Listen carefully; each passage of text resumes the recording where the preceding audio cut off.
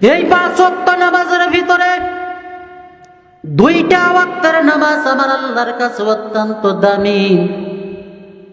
যেই 2 ওয়াক্তের নামাজকে নামাজের সরদার বলা হয়। কি বলা হয়?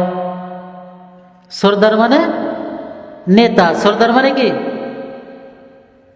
যে 5 ওয়াক্ত নামাজের ভিতরে যে 2 ওয়াক্ত নামাজ আছে, এই 2 ওয়াক্তের নামাজকে সরদার নামাজ বলা হয়।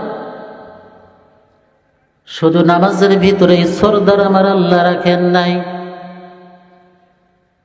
5 ওয়াক্ত নামাজের ভিতরে যেরকম সরদার নামাজ রেখেছে, আমার আল্লাহ রাব্বুল আলামিন ফেরেশতা তৈরি করলেন।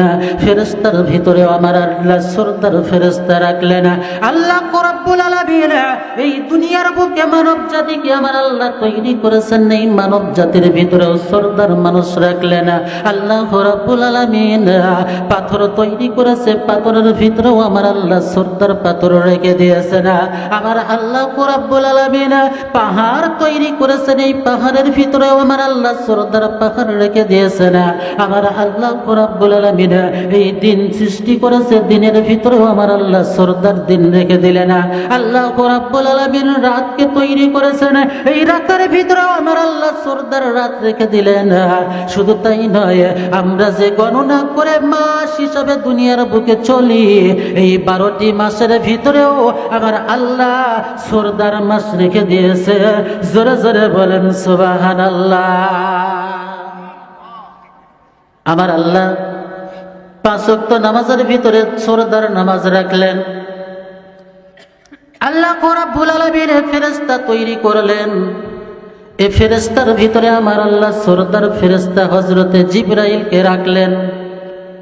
আল্লাহ রাব্বুল আলামিন এই মানব জাতিকে সৃষ্টি করলেন, মানব জাতির ভিতরে আমার আল্লাহ সরদার মানুষ রেখেছে সাইয়্যিদুল মুরসালিন রাহমাতাল লিল আলামিন। পৃথিবীর বুকে দুনিয়ার শুরু থেকে নিয়ে কিয়ামত পর্যন্ত যত মানুষ আসবে, সমস্ত মানুষের সরদার আল্লাহ রাব্বুল আলামিন আমার আপনার পয়গম্বরকে বানিয়ে দিয়েছে। বলুন সুবহানাল্লাহ। এরপরে আল্লাহ রাব্বুল আলামিন পাথর তৈরি করেছে, এই পাথরের ভিতরে আমার আল্লাহ সরদার পাথর রেখে দিলেন। আমার আল্লাহ রাব্বুল আলামিন সরদার পাথর হজরে আসওয়াদ মাকাম ইব্রাহিম, হজরে আসওয়াদ যেই কালো পাথর, পৃথিবীর বুকে যত পাথর আছে সমস্ত পাথরের ভিতরে হজরে আসওয়াদকে আমার আল্লাহ সরদার পাথর হিসাবে কবুল করে নিয়েছে। বলুন সুবহানাল্লাহ।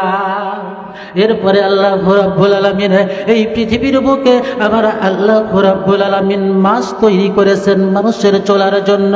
এই পৃথিবীর বুকে যে 12টি মাস আমার আল্লাহ রাব্বুল আলামিন রাখলেন, এই 12টি মাসের ভিতরে আমার আল্লাহ যেই মাসটাকে সরদার মাস হিসাবে গণনা করে রেখে দিয়েছেন, আল্লাহ ডাক দিয়ে বলেন শাহরু রমাদানাল্লাযী উনজিলা ফীহিল কুরআন।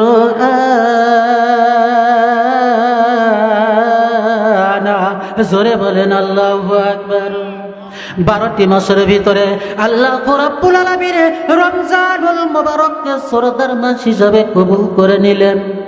এই তো সামনে আসতেছে রমজান না বাবা? এটা কি মাস? রজব। যে রজব সম্পর্কে আমার আপনার মায়ার নবী বলেন ক্বালান নবী সাল্লাল্লাহু আলাইহি ওয়াসাল্লাম ইযা দাখালা রজব ক্বালা আল্লাহুম্মা বারিক লানা ফি রজব ওয়া শাবান ওয়া বাল্লিগনা রমাদান।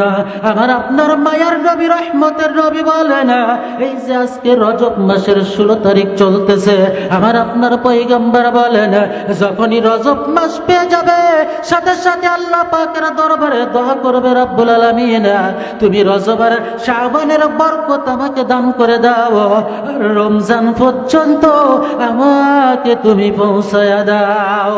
কারণ মায়ার নবী বলেন রজব মাস পাইছো, রজবের পরেই আসতেছে শাবান মাস। আমার আপনার পয়গম্বর বলেন শাবানু শাহরু রমজানু শাহরুল্লাহ।